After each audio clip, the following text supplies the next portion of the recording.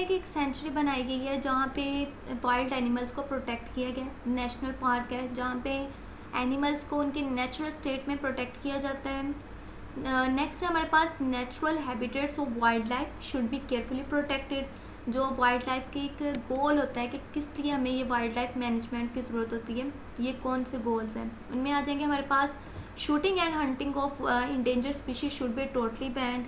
इसके अलावा जो रिसर्च ऑफ वाइल्ड लाइफ पे शुड बी इंकरेज करती है कि वाइल्ड लाइफ पे रिसर्च की जाए।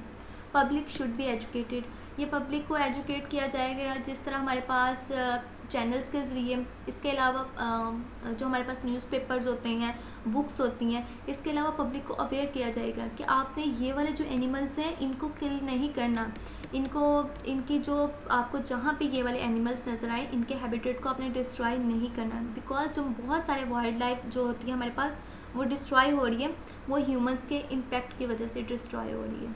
कि वो उनके हाउसेस के लिए, जैसे हमने पढ़ा था, हाउसेस के लिए उन्हें जगह चाहिए होती है, उन्हें रहने के लिए, सर्वाइवल के लिए बहुत सारी चीज़ों की ज़रूरत होती है, जिसकी वजह से वो वाइल्ड एनिमल्स के जो बहुत सारा हैबिटेट है उनको डिस्ट्रॉय कर रहे हैं। नेक्स्ट है अब हमारे पास वाई वाइल्ड लाइफ मैनेजमेंट, कि हमें वाइल्ड लाइफ मैनेजमेंट की क्यों ज़रूरत होती है, कि वाइल्ड लाइफ को मैनेज करने की क्यों ज़रूरत होती है। देखिए जो वाइल्ड लाइफ है ये हेल्प करती है हमें maintaining balance of a nature. इसके अलावा ये इंक्रीज़ करती है our foreign exchange if linked with tourism. Next है preservation of wild life help to make their study easy.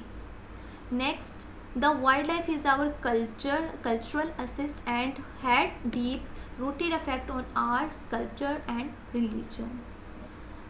जिस तरह वाइल्ड लाइफ का एक मतलब इंडिया में देख लें आप, बहुत सारे एनिमल्स ऐसे हैं जिनको उन्होंने कल्चर के तौर पे भी यूज़ किया हुआ है।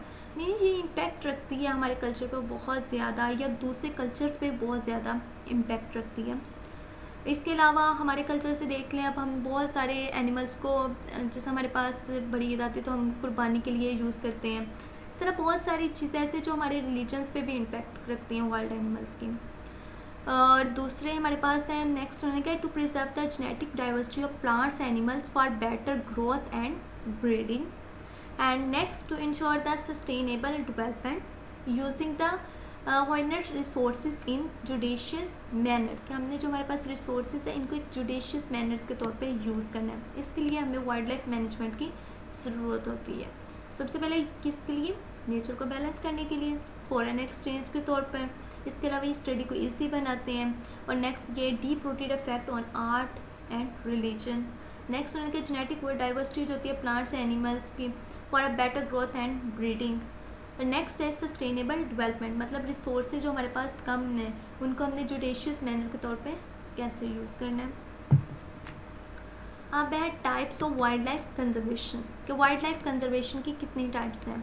इन situ conservation, ex situ conservation.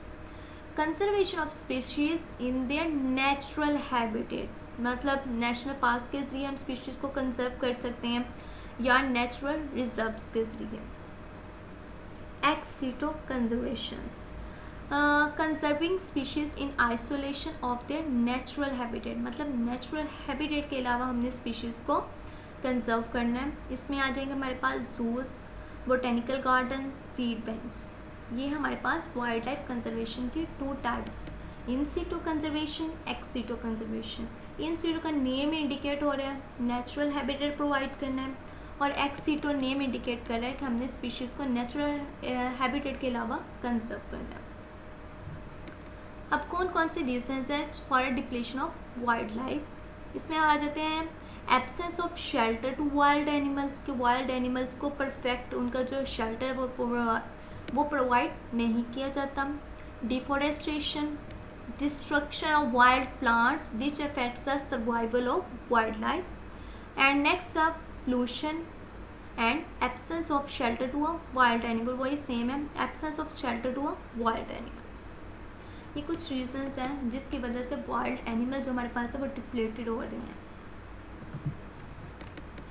अब नेक्स्ट हमने डिस्कस करना है international agencies involve in the protection of threatened species.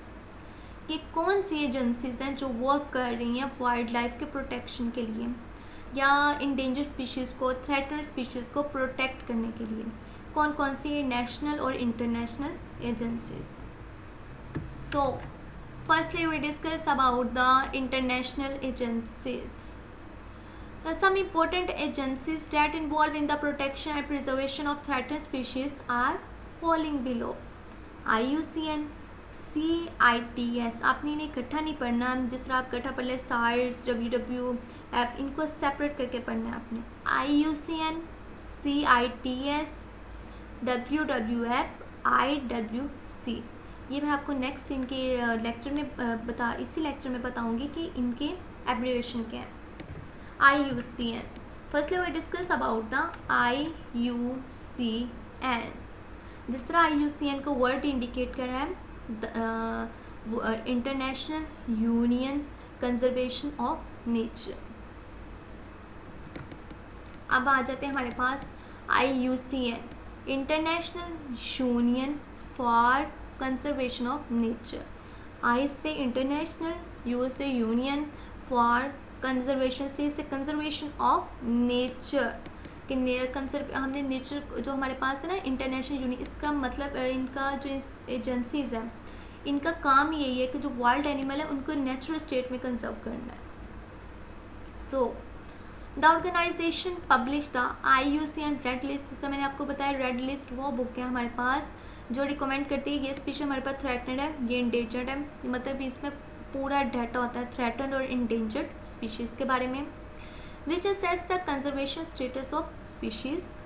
इसके अलावा ये काम करती है for the enlistment and preservation of a endangered species. Next बोलेंगे now as a World Conservation Union it aims to impart information about the distribution and status.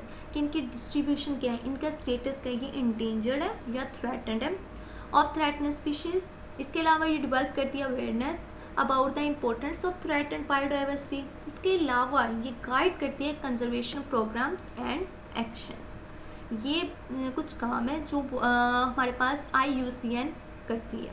क्या करती है, सबसे पहले इसका क्या है, ये हमें अवेयरनेस प्रोवाइड करती है डिस्ट्रीब्यूशन एंड स्टेटस के बारे में, फुल इंफॉर्मेशन देती है, अवेयरनेस पैदा करती है. इसके अलावा ये क्या करती है, conservation programmes and action, guide the conservation programmes. और आगे जो international union for conservation of nature is a membership union uniquely composed of both government and civil society organization. इसकी मेंबरशिप किन किन के साथ होती है, government and civil society organization. ये प्रोवाइड करती है public, private and non governmental organization with the knowledge and tools that enable human progress, economic development and nature conservation to take place together. ये कब इस्टेब्लिश हुई थी, 1948 में. IUCN has evolved into the world largest and most diverse environmental network. ये वो network है जो जिसको हम ये कह सकते हैं कि IUCN बहुत बड़ा नेटवर्क है जो हमें वाइल्ड लाइफ के बारे में इंफॉर्मेशन प्रोवाइड करता है. Their experts are organized into a 6 commissions dedicated to special survival. Species के सर्वाइवल के बारे में बताते हैं, इन्वायरमेंटल लॉज, प्रोटेक्टेड एरियाज़. इसके अलावा सोशल एंड इकोनॉमिक पॉलिसीज़ होती हैं, बनाते हैं. इकोसिस्टम मैनेजमेंट इनके काम होता है कि इन इकोसिस्टम को मैनेज करना है. एंड एजुकेशन एंड कम्युनिकेशन, ये वो चीज़ें हैं जो ये वाले कमीशंस हमें प्रोवाइड करते हैं, या ये वाले कमीशंस हमें बताते हैं कि हमें कौन कौन सी चीज़ें किस तरह चाहिए होंगी एक स्पीशीज़ को सर्वाइव करने के लिए. नेक्स्ट है हमारे पास working for a people and nature. Their work is guided by the IUCN programme 272 to 220 which 3 priorities areas. Next अब हम देखेंगे कौन से वो एरियाज़ हैं. फर्स्टली है promoting and supporting effective and equitable governance of natural resources. Then next कौन सा एरिया हमारे पास, deploying nature based solution to address societal changes. And next valuing and conserving nature. ये 3 एरियाज़ हैं जहाँ पे हमारे पास IUCN वर्क करती है. Valuing and conserving nature. First area, enhance IUCN heartland work on